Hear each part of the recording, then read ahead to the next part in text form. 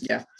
Buenas, ¿cómo está Luis Espinosa Godet? Sé que eres un muy buen economista, conocido profesor, y tienes varios libros. Contanos algunos de tus libros que tienes escritos para ver si a los jóvenes también les interesa comprar y leer. Bueno, ojalá fuesen varios libros. Por ahora tengo un libro y capítulos con participaciones en otro libro. Un libro que Ajá. escribí junto a nuestro queridísimo Ortiz Lemos, Andrés Ortiz Lemos, creo que es uno de los mayores intelectuales ecuatorianos. Y decidimos escribir un libro que se llamó Crónicas del Socialismo del siglo XXI para intentar explicar precisamente, entre otros a vosotros, a los jóvenes ecuatorianos, cómo vivimos nosotros, qué fue el correato, qué fue el correato desde un punto de vista político y que fue el correato desde un punto de vista económico, que al final fue como todo, o la parte mía del libro, que es análisis económico, no es más que una aplicación de lo que es la teoría del socialismo, lo que es conocer a Mises, conocer a Hayek, lo que ocurre Ujú. con el socialismo, pero aplicando en el caso concreto de lo que ocurrió durante el correato. Y el resultado, como en todos los casos,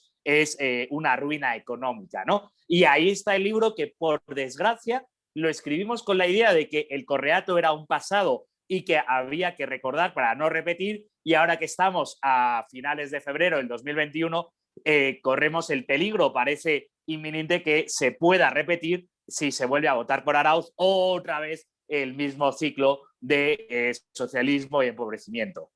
Claro. Y te voy a hacer una pregunta sobre la academia. Entonces, cuéntanos, ¿cuál crees que es la dominante teoría económica que se da en la academia, en las escuelas, en las universidades? Porque, como vimos en los resultados, ganó casi el 70% del socialismo en Ecuador. Entonces, no sé si están dando alguna, digamos, una teoría económica errada. Bueno, yo tengo dos perspectivas con respecto a esto. Ujú. En primer lugar, que en realidad es mucho más crítico de lo que parece con respecto a la academia. Mi primera perspectiva es, yo realmente creo que la ciencia económica como ciencia está en una crisis de paradigma y creo que la universidad como universidad está en un embotellamiento y una perdición bastante. Ahora mismo estoy leyendo el libro de Cynical Theory sobre lo que es el posmodernismo de Ujú. la teoría crítica, y realmente es el sentido, el contrasentido y el alejamiento de la realidad. Es muy sorprendente porque mientras leo este libro, uno de los temas que más me interesa desde hace bastante tiempo es la gran parte de lo que se enseña a los alumnos en economía, en la carrera de economía, es o irrelevante o innecesario o alejado de la realidad o completamente perdido. Una parte muy importante del currículum que se enseña a los alumnos está en alguna de esas categorías, ¿no? Porque en el fondo la economía sigue dando vueltas sobre sí misma, haciendo cada vez modelos más complejos, modelitos que están completamente alejados de la realidad y que les da igual que estén alejados de la realidad, es decir, explícitamente. Pero esto no lo digo yo, que soy economista austriaco, desde una perspectiva ideológica Ujú. que orgullosamente nos hemos considerado alejados. Eso lo digo yo, lo dice Skidelsky, que es uno de los mayores representantes del keynesianismo, lo dice Romer, que es uno de los mayores representantes de la macroeconomía, lo dice Krugman, que es uno de los mayores representantes de la socialdemocracia, de la economía socialista, es decir, por supuesto lo dicen los economistas marxistas, es decir, es muy generalizada la idea de que la academia y la economía está bastante perdida. Ahora tú me dices, ya, pero gran parte de los jóvenes votan socialismo, debe ser porque en la academia se les enseña teorías keynesianas o socialistas. En realidad creo que es bastante más peor de eso, porque yo creo que la academia es bastante irrelevante y la sociedad tiende a considerar que lo que enseñamos los profesores en clase marca a los alumnos. Yo en realidad creo que no. Es decir, yo soy profesor y doy clase y yo para explicar una cosa la digo 7 veces y todavía en el examen los alumnos la ponen mal. No digo todos, pero muchos. De tal manera que yo no creo que la academia tenga ese rol de liderazgo que lo que dicen los profesores realmente se lo creen los alumnos. Yo creo que la mayor parte de los alumnos estudian economía o estudian el socialismo que les obligan con cierta reticencia y distancia. Es decir, no creo que la mayor parte de los jóvenes se lo crean de verdad. Ya, o sea, tal vez no crees que exista algún tipo de adoctrinamiento en las universidades, porque como ejemplo, en mi universidad, en la carrera de periodismo, la misión es educarnos en teoría social. Y la teoría social empieza con Marx y termina con la teoría queer. Entonces, tal vez no, tal vez no crees que hay un adoctrinamiento o como Dennis Prager sabe decir, reemplazar a la academia, no sé. Yo me pondría, o sea, yo creo que es, o sea, creo que hay un intento por gran parte de ciertos académicos, entre otros, sobre todo los posmodernos, efectivamente por hacer ese adoctrinamiento. Pero no creo que estén teniendo ningún éxito. Es decir, creo que sus teorías son tan fracasos, son tan absurdas, que de cada 100 alumnos a los que les intentan adoctrinar, 95 no les hacen ni caso. Entonces, creo que la academia sí está, no lo creo. Tenemos los datos sobre la mesa y hay otros muchos estudios, como por ejemplo Pinker o Hyde o Jordanson, ¿cómo se llama? Jordanson, que nos dicen, oye, en ciencias sociales los liberales, es decir, los profesores socialistas son 13-1 con los profesores no socialistas. Es decir, la proporción en Estados Unidos de profesores más bien socialistas en ciertas carreras son 13-1. Evidentemente es abrumador y mayoritario.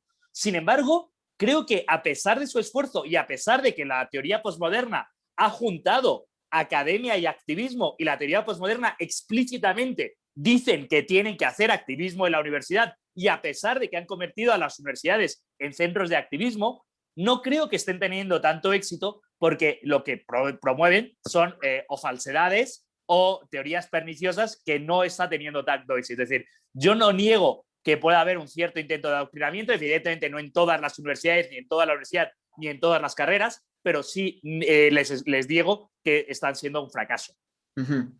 Y no sé si crees que hay algún fallo en los movimientos liberales que no alcanzan a la gran mayoría, o cuál sería el fallo, ¿no crees que hay un fallo? Esa pregunta es muy interesante, Martín, por varios puntos. En primer lugar, yo me caracterizo por ser un liberal optimista.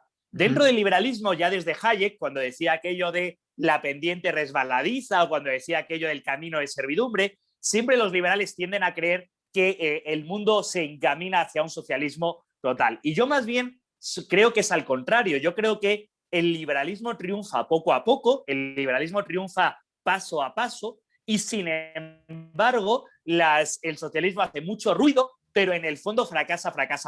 Es decir, si uno ve el largo plazo, soy muy optimista con respecto a lo que podemos lograr los liberales. Si uno ve el corto plazo, creo que en el corto plazo efectivamente vamos, por decirlo en términos de Napoleón, de derrota en derrota hasta la victoria final. Es decir, vamos luchando batallas que vamos perdiendo, pero al final del camino el mundo es más liberal de lo que era hace 10 años, 20 años, 50 años, 100 años, a pesar de que constantemente tengamos que estar dando, como se dice, el precio de la libertad es su eterna vigilancia, pues constantemente los liberales estamos preocupadísimos y enfrentándonos a un peligro, ahora mismo en Ecuador, uno cierto, inminente y bastante grande, pero al final, en el largo plazo, esto acaba saliendo. Por decirlo para vuestra generación de manera muy directa, yo no creo que la pregunta sea si Ecuador va a entrar en la Alianza del Pacífico. Me parece evidente que en el medio plazo, en el largo plazo, Ecuador va a estar en una alianza comercial como es la Alianza del Pacífico. La pregunta para vuestra generación es, ¿Ecuador entrará en la Alianza del Pacífico en el 2022, donde tú te puedas comprar el celular o la computadora en los próximos años a la mitad de precio, o en el 2030, donde hayas perdido 8 años de crecimiento económico y gastes el doble en celulares, computadoras, carros o motos? Al final, esa acaba siendo la pregunta, pero en largo plazo sí que veo que acabará siendo, porque al final la libertad acaba triunfando. Bien, entonces, no sé cómo ves el Ecuador ahorita con la fragmentación política de las elecciones. ¿Crees que hay una situación de fragmentación y crisis económica política, y cómo se podría salir de esto? Uy, Martín, se ha cortado un poco, pero entiendo que me preguntas por cómo veo el Ecuador ahora de cara a las elecciones. Yo creo que el sistema que tiene Ecuador de segunda vuelta, que lo tienen muchos países para el presidencialismo, es un sistema que permite evidenciar lo que es la sociedad. Yo creo que dentro de 2 meses Ecuador se enfrenta a un momento histórico. Vamos a decir, ¿queremos salir de la senda del socialismo del siglo XXI y entrar en una senda de recuperación económica? ¿Queremos avanzar en el índice de hacer negocios, avanzar en el índice de libertad económica, avanzar en el índice de libertad de expresión? ¿O queremos volver a los cantos de sirena, el sueño fracasado, el correato, que efectivamente cuando había precios de petróleo altos parecía que podía funcionar, pero que evidentemente ha sido una destrucción institucional, una destrucción social y una destrucción económica. Si mira cualquier indicador que pueda indicar cualquiera de estas cosas. La pregunta es esa, ¿a qué alternativa nos enfrentamos? Y ahí lo más interesante es que no es una pregunta sobre ideales, no es una pregunta sobre teoría. Yo soy profesor de economía y, como acabo de estar diciendo, me interesa la epistemología, me interesa la teoría, me interesa la teoría sobre la teoría, me interesa el pensamiento económico, pero al final todo eso no sirve de nada si no tenemos el periódico en la otra mano, si no intentamos entender el mundo en el que vivimos y cambiar en lo que creemos a mejor el mundo en el que vivimos. Y eso es, de aquí a 2 meses, pedir el voto, no ya a favor de un cierto candidato, sino en contra del socialismo del siglo XXI, que sabemos lo que es, en contra del correísmo, que sabemos lo que es. Exactamente. O sea, uno creo que pensaría votar por la persona que nos permitiría criticarlo siendo la oposición, no persiguiéndonos. Entonces, no sé, capaz piensas eh, que habría como aplicar la escuela austriaca en Ecuador para salir de alguna crisis económica, pero de una manera más realista y paulatina o de shock. Vamos a ver, con respecto a la primera parte, efectivamente, aquí los liberales tenemos un vicio, que es meternos con el gobierno. Nos encanta, siempre le echamos la culpa al gobierno de todo. La pregunta es, ¿queremos votar a un gobierno que, mal que bien, al día siguiente de que salga elegido lo podamos criticar sabiendo que tenemos libertad de expresión, no va a haber persecución a la oposición? ¿O vamos a elegir un gobierno que sabemos que si le criticamos va a perseguir a la oposición? Y si alguien cree que estoy exagerando, que vea lo que dice el índice de libertad de expresión, que vea los anuncios de Fundamedios sobre el ataque a la libertad de prensa, que vea el documental de Propaganda, que vea el documental de Cabo Suelto de Carlos Andrés Vera, que ha hecho una gran labor. Es decir, la persecución a la oposición durante el correísmo fue real y evidente. Y quien no la quiera negar, que me niegue que el cielo es azul cuando es de día. O sea, es una evidencia, ¿no? Ahora, con respecto a aplicar la Escuela Austriaca de Economía. Vamos a ver. Como digo, la teoría tiene que servir para entender la realidad y la realidad te tiene que alimentar de la teoría. Es decir, es una relación muy compleja que hay que intentar entender. No es que la Escuela Austriaca de Economía como tal tenga un recetario maravilloso para hacerlo, pero si entendemos que la Escuela Austriaca sabemos que los impedimentos generan pobreza, si sabemos que la sociedad se puede coordinar y puede generar riqueza, tan solo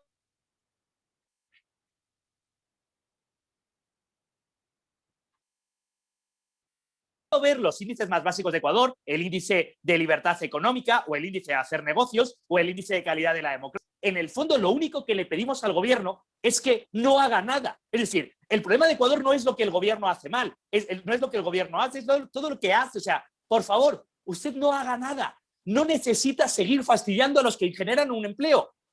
No necesita seguir poniendo tramitología, no necesita generar un nuevo ministerio. Por favor, no haga. Luego, la enseñanza básica en este aspecto para la economía del Ecuador no es tan complicada, es entender que según lo que nos enseña efectivamente los grandes líderes de la escuela austriaca, podemos hablar de Hayek o de Mises para entender el orden espontáneo, pero más bien es entender la razonabilidad, entender la lógica, entender que la gente cuando es libre tiende a querer coordinarse bien entre sí. Y una vez que entendemos eso, lo único que le pedimos al gobierno es que haga unas normas claras para que nosotros podamos coordinarnos, para que los ciudadanos. En Ecuador sí hay capacidad emprendedora, sí hay iniciativa emprendedora. Lo que hay es un gobierno que fastidia mucho. Por favor, no fastidie tanto. Todo es lo que pedimos. Exactamente. Y un estudiante de economía de este grupo planteó una pregunta bastante interesante. Dice, ¿cómo hacer frente a la deflación con depresión en una economía dolarizada? Bueno, esa pregunta es muy interesante. Mi querido amigo Carpio, Juan Fernando Carpio, otro gran divulgador del liberalismo y de la escuela austriaca en Ecuador, mi querido amigo Juan Fernando Carpio tiene una palabra que yo no me sé, que es el miedo a la deflación.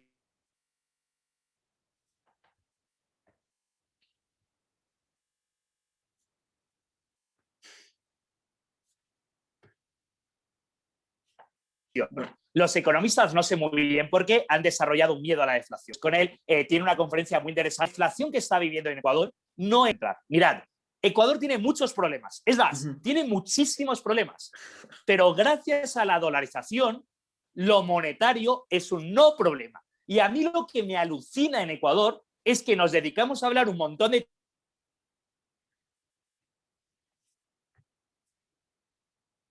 tiempo de no problema, que es la dolarización, es prácticamente lo único que funciona bien o lo que mejor funciona, además, que efectivamente sí son problemas. Es decir, ¿por qué digamos tipo? Entonces, ¿qué deflación tiene ahora mismo el Ecuador? Tiene una deflación que es simplemente el síntoma natural de que tenemos una economía en crisis. ¿Qué quiere decir? Tenemos una deflación debido a las empresas venden muy poco y por pura lógica, cuando venden muy poco, bajan los precios. Lo que estamos viviendo es una deflación por crisis, porque bajan los precios. Pero el problema es la deflación. No, la deflación es el síntoma de un problema grave, que es que venden poco. ¿Por qué venden poco? Hombre, venden poco porque estamos en confinamiento y porque nos ponen reglas absurdas que según la matrícula del carro sales un martes, luego un jueves, luego un miércoles, cierras a las 10 de la noche, a las 7. Reglas arbitrarias y absurdas que además no están siendo eficientes contra la pandemia, pero sí están siendo muy eficientes para destruir la economía. Evidentemente, ante eso se están produciendo rebajas y caída de precios. Pero el problema no es la deflación, el problema es la caída a desplome del 12% del PIB que tiene la economía. Entonces tú pensarías que gracias al dólar no vivimos, pese a los pésimos gobiernos que tenemos, no tenemos una situación similar a Argentina o Venezuela, pero podría pasar eso, ¿crees? Hombre, yo creo que el bendito dólar ha salvado a los ecuatorianos de una catástrofe muy superior. Y no es lo más interesante de esto, otra vez vuelvo al sentido común.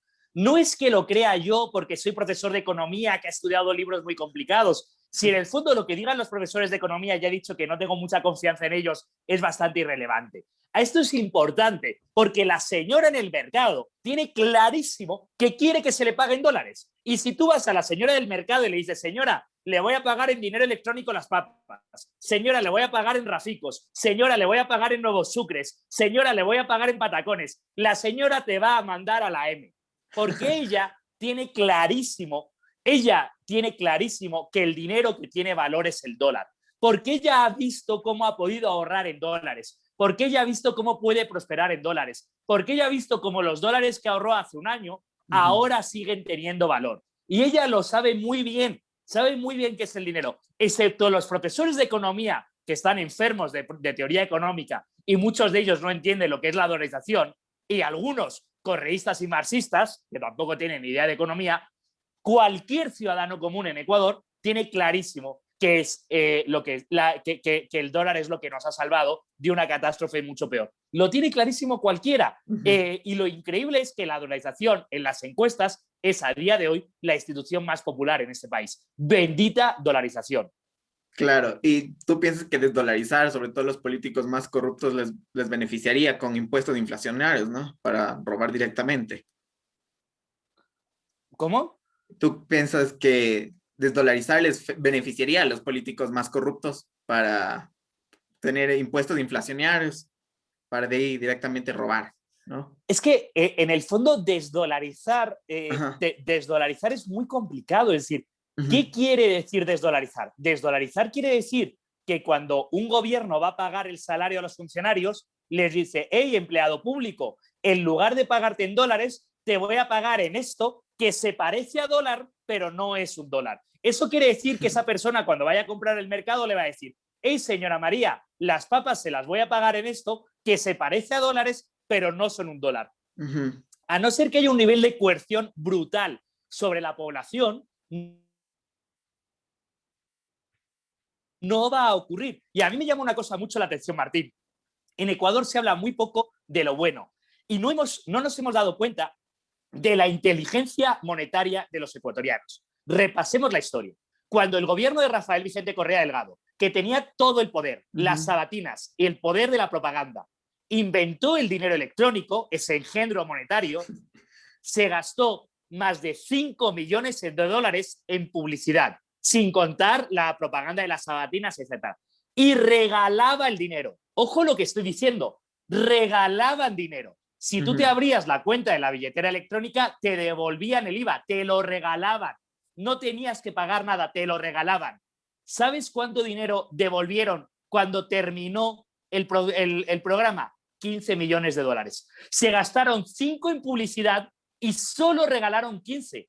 Es un rotundo fracaso, lo mires como lo mires. ¿Por qué? Porque ya sabemos que los ecuatorianos no quieren ese dinero, ese engendro, ni regalado, que se dice pronto, ¿eh? Porque tú lees un libro de teoría microeconómica y dices, la gente regalado quiere cualquier cosa. No, no, los ecuatorianos regalados no quieren cualquier cosa. Los ecuatorianos, como no les das dólares, no lo quieren ni regalado. Ahí está la fortaleza del dólar.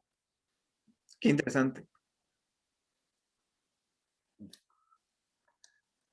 Bueno, y no sé, ¿por qué crees que las élites o los empresarios no dan frente al socialismo y siempre se alían con a veces los políticos socialistas? Esa es una pregunta muy interesante, Martín, pero es una pregunta que tiene 250 años. Cuando Adam Smith escribió La riqueza de las naciones, ya dijo en La riqueza de las naciones que cuando un grupo de empresarios se reunían, normalmente era para conspirar contra los clientes, ¿no? Es decir, no es un tema nuevo, es un tema que lleva 250 años. En el fondo, Martín, yo animo a los jóvenes que tienden a pensar en absolutos y pensar en ideales, os animo a decir que la vida en el camino es muy complicada. Evidentemente, si uno es un empresario, al final tiene una decisión. Yo tengo una empresa que tiene 50 empleados. Y si el gobierno me amenaza, me da 2 opciones. O te alías al sistema o te destruyo.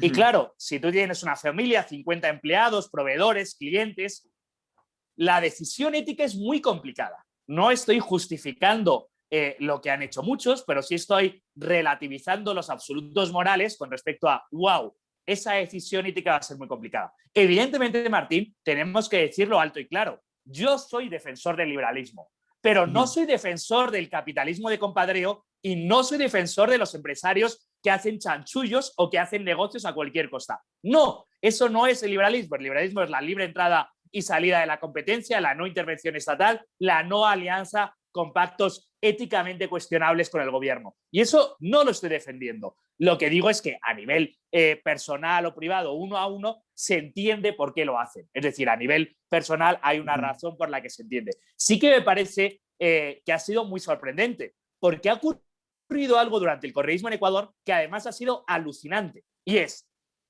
el correísmo odiaba o decía que odiaba a los grandes grupos empresariales, a las oligarquías empresariales. Y hacía leyes contra ellos. Pero al mismo tiempo ponía barreras comerciales y ponía impedimentos a la libre creación de empresas. Al final de los 10 años del correísmo, resulta que los grandes grupos empresariales del Ecuador son más poderosos que al inicio. ¿Y sabes lo increíble, Martín? Los correístas todavía no han entendido por qué. Todavía no han entendido por qué. Es decir, han hecho lo contrario de lo que se proponían por razones económicamente evidentes y no han entendido por qué. Estoy seguro que todos los que estáis en este grupo, que sois jóvenes inteligentes, entendéis por qué. Si tú pones barreras a la entrada de la competencia, lo que ocurre es que los que están dentro del país y tienen poder se hacen más fuertes y tienen un oligopolio o van teniendo mayor monopolio. Me da igual toda la retórica que pueda hacer el correísmo y las sabatinas contra las grandes empresas. La realidad es que al poner las barreras al libre comercio, lo que ha producido ha sido reforzar los oligopolios y los grandes grupos empresariales. ¿Realmente queremos que haya libertad de competencia? Eliminemos las barreras de entradas, eliminemos la burocracia estatal, que también es una fuerte barrera de entrada, y veamos lo que ocurre en libre competencia. Pero les ha ocurrido lo contrario. Y lo sorprendente es que todavía no se han enterado por qué. Yo alucino. Exactamente. Y no sé cómo ves a los criptomonedas o el Bitcoin en un futuro y su impacto.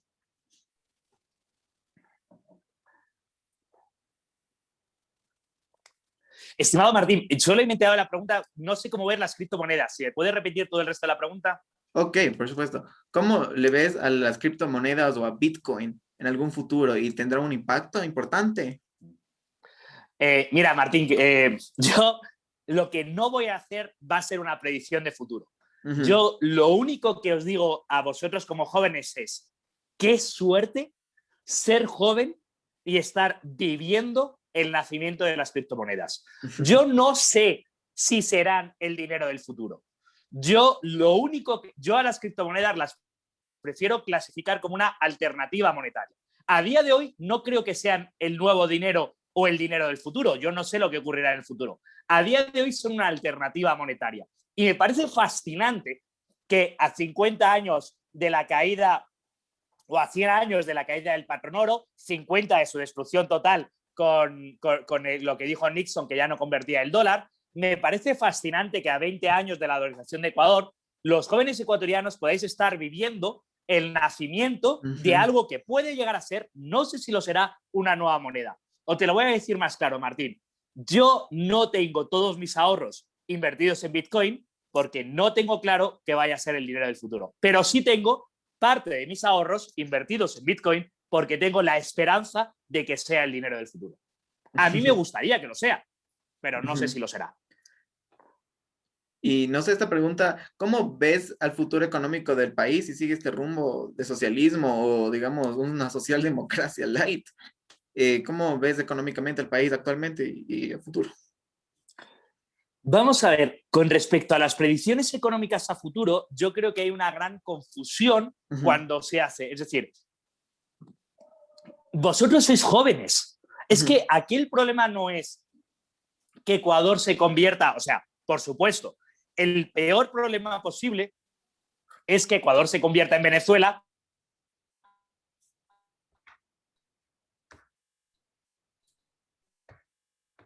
y haya una destrucción total de la economía.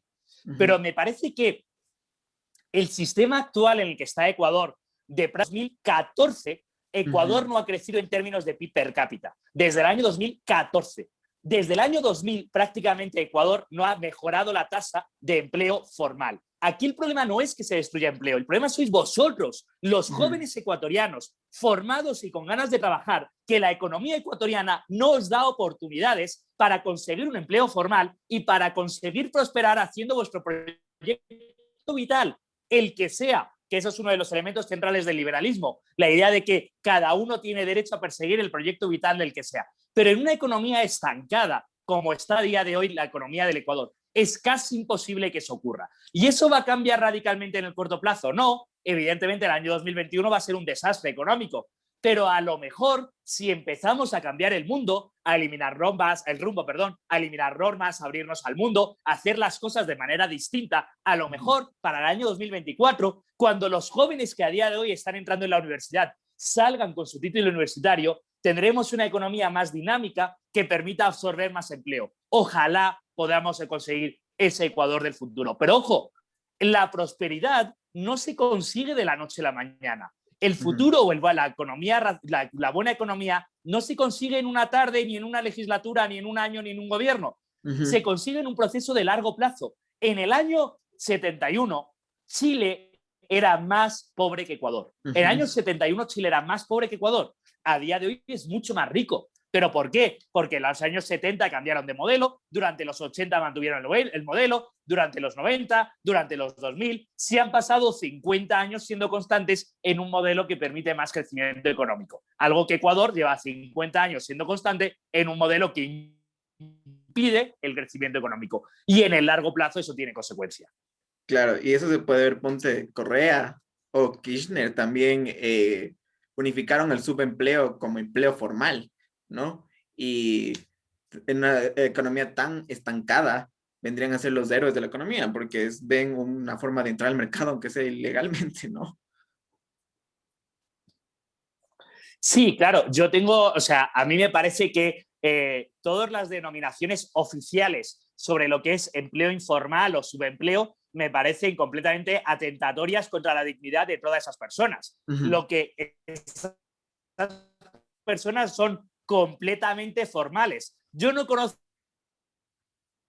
a nadie más formal en esta universidad y que todas las mañanas, cuando los alumnos iban a clase, a las 6:30 de la mañana tenía el puesto abierto y estaba trabajando, hasta las 7:30 de la noche que cerraba. ¿Esa mujer es informal? No, es completamente formal con su responsabilidad y en su empleo. La idea de decir eso, subempleo, es una idea marxistoide de eso no es empleo digno, digno según quién, según usted. que su dignidad es no haber trabajado en su puñetera vida nada más que en un despacho de haciendo teoría. Pero esa gente es completamente digna y ese empleo es completamente digno y ese empleo es completamente formal. Estoy completamente de acuerdo que toda la retórica que utilizamos.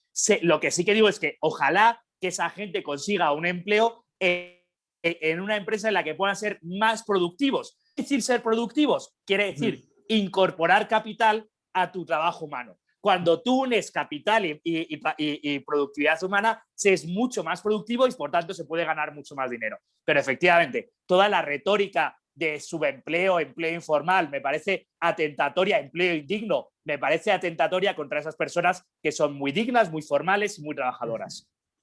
Exactamente. Y no sé qué recomendarías a los jóvenes que tienen tendencias liberales, pero aún no saben que son liberales. ¿Qué les recomiendas leer, escuchar? No sé, algo de cultura popular, capaz. Me encanta lo que me dices. Mira, Martín, yo estoy encantado de hacer esta entrevista, pero quiero dejar clara mi posición. Yo no soy el liberalismo o yo no soy el representante del liberalismo. El liberalismo lo que tiene es que es plural y rico. Y el liberalismo lo que te anima, y eso es lo difícil del liberalismo. El liberalismo lo que te anima es que a que pienses tú, a que trabajes tú, a que estudies tú, a que tú tengas tus propias ideas, no las ideas. Evidentemente te puedes apoyar en las ideas de grandes pensadores, por eso se dice la expresión desde Newton de estar a hombros de gigantes, grandes pensadores mucho más inteligentes que nosotros que previamente escribieron y pensaron. Y tú puedes leer y aprender de esos. Lo que yo te digo, Martín, hacia un joven que puede sentirse liberal a día de hoy es qué tremenda suerte que es ser joven liberal en el 2021. La de material que hay con youtubers maravillosos que están dando lesiones de teoría económica, de teoría del liberalismo, que están ahí. La de grupos en Twitter, en Facebook que hay haciendo, la de personas que están en Twitter, en Facebook, en Instagram, transmitiendo mensajes liberales. Y de verdad, en Ecuador hay grandes liberales, hay grandes pensadores, hay grandes personas en el mundo del liberalismo en Ecuador que están dando muy dura la batalla. Y ojo, ocurre algo curioso. Cuanto más socialista es un país, o cuanto más socialista es, mejores autores liberales tiende a haber. En Argentina hay grandes autores liberales porque han sufrido mucho el socialismo del kirchnerismo. En Venezuela hay grandes autores liberales porque han sufrido. Y en Ecuador hay grandes autores liberales. En Cuba tenemos grandes autores. Ahora estoy pensando en Montaner, en Zoe. Hay grandes autores. Y en Ecuador, en los años del Correato, nos han dejado algo bueno. Y ha sido esto. En Ecuador tenemos, por nombrar, permíteme, Martín, nombrar algunos de ellos. Claro. En Ecuador tenemos la suerte de tener a doña Dorita de Ampuero, un ícono del liberalismo, economía política, un ícono del liberalismo en América Latina. En Ecuador tenemos al Instituto de Libre Razón, una gran institución liberal. En Ecuador tenemos algunas universidades que se autoproclaman liberales, algo no tan normal en el resto del mundo. En Ecuador tenemos tuiteros que hacen una gran labor en defensa del liberalismo. Tenemos a Carpio, tenemos a Costa, seguro que me estoy olvidando a otros muchos que hacen grandes labores. En Ecuador tenemos la página de Libertario, es decir, sí que hay un movimiento liberal en Ecuador. Pamela, que ya la habéis entrevistado, sí que hay un movimiento liberal en Ecuador que está adquiriendo fuerza porque somos muchos los que hemos sufrido y lo que hemos entendido lo que son las consecuencias del socialismo del siglo XXI. Y no estás solo. Tú que estás en tu habitación ahora en confinamiento, tú que estás solo en tu casa, no estás solo, no estás sola. Lo que a ti te parece de sentido común, es decir, yo quiero que el Estado no me fastidie, que cada uno sea libre de seguir su propia vida, lo que a ti te parece de sentido común, yo veo que el Estado despilfarra y no debería seguir despilfarrando. Es más, lo que a ti te parece de sentido común, que es yo quiero comprarme un celular a mitad de precio, como mis amigos en Colombia y en Perú, que tengo amigos porque he estado jugando un juego de ordenador y les conozco, me dicen que su computador, su celular, les ha valido la mitad de lo que me ha valido a mí en Ecuador. Eso que tú quieres que no haya aranceles y que haya libre comercio en Ecuador, lo que tú te parece de sentido común, quiero que llegue Amazon y pueda pedir las cosas por esto. Lo que a ti te parece de sentido común, quiero que vengan empresas para que me puedan contratar. Lo piensan millones de personas. Y si googleas un poco, encontrarás muchísimos dentro de Ecuador y fuera de Ecuador. Y hay muchísimo material. Una recomendación sí voy a hacerte de todos modos. Aprende inglés. Te va a venir muy bien. Seguro que saber inglés perfectamente te va a venir muy bien para leer muchos más autores. No te voy a decir qué autor o autora tienes que leer. El liberalismo es amplio, diverso y rico. Estamos muchos intentando contribuir a este pensamiento. Anímate a conocerlo mejor, investigar, leer. Y ya digo, aunque soy profesor de universidad y estoy obsesionado con leer, no solo leer. En YouTube hay muchísimo material muy bueno. En Twitter hay mucho material muy bueno. En Facebook hay mucho material muy bueno. Anímate a dedicar horas a formarte. Por supuesto. Muchas gracias, Luis. Para finalizar, queremos ver si nos das algún mensaje a los jóvenes de esperanza, de cómo repartir mejor las ideas de la libertad para una sociedad más libre y más próspera. Yo o sea, el mensaje de esperanza creo que lo llevo transmitiendo desde el inicio. Yo soy un liberal optimista. Yo creo que en el largo plazo el liberalismo acaba triunfando porque es el sentido común en la naturaleza humana. Yo sí que soy un naturalista. Intentar ser libres y vivir en una sociedad libre, coordinada y pacífica. Y lo que yo creo más bien creo es que se hace bien. Vosotros sois el ejemplo de lo que estáis haciendo bien. Vosotros, un grupo de jóvenes que de manera espontánea se unen para formarse, para hablar, se coordinan para enriquecerse, sois el ejemplo de lo mejor que es el liberalismo, la coordinación voluntaria, la unión para alcanzar los fines en común, la idea de que entre todos nos enriquecemos sin caer en colectivismos y sin perder nunca la perspectiva individual. Yo soy libre y yo pienso por mí mismo. No hago que me den pensando, no hago que lo que me dé pensando Martín es lo que es verdad o lo que me dé pensando el profesor Godet es lo que es verdad. No, yo soy libre, yo me formo criterio y yo... Pero además, el liberalismo no es solo individualismo, es individualismo coordinado. Además, me coordino, intercambio con los demás, intercambio ideas, intercambio vídeos, intercambio conocimiento. Y entre todos nos coordinamos para hacer algo mejor. Y lo que vosotros estáis haciendo es lo mejor que se puede hacer ahora mismo por el Ecuador. Y creo que, eso sí, la labor, como decía, tiene que tener dos pilares. Un primer pilar es, vamos a formarnos. Primero voy a aprender yo para aprender mejor cómo funciona el mundo, para entender el mundo en el que vivo. Y luego, no nos vale solo conformarnos, porque por desgracia el socialismo del siglo XXI nos avasalla.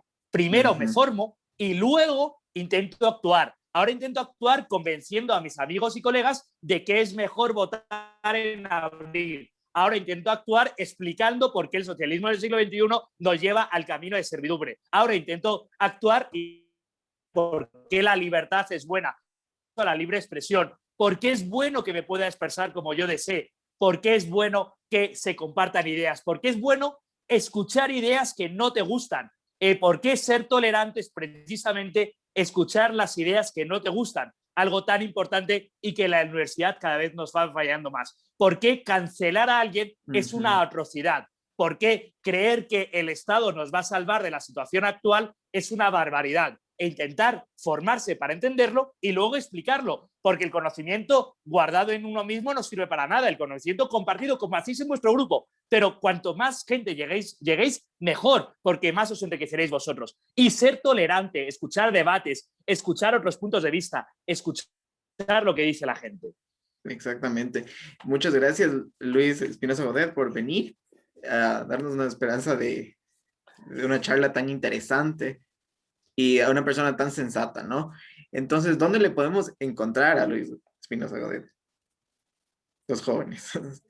Bueno, yo, como digo, parte de lo que yo intento hacer es esta parte de difusión. Yo considero que difundir las ideas es pertinente. Yo estoy muy activo en Twitter. Tengo una columna semanal en Primicias, Twitter Luis Esgó. Tengo una columna semanal en el periódico Primicias. Tengo un programa en YouTube que, por desgracia, hace tiempo que no actualizo, que se llama Espinosa Libertad, pero ahí hay segmentos de 10 minutos y 3 minutos donde también leemos poesía, entrevistamos a personas que espero continuar en el futuro. Tengo en mi página de Facebook también intento ser activo e intento compartir ideas. Es decir, yo intento estar presente y, como digo, quien me busca me encuentra, porque intento compartir las ideas.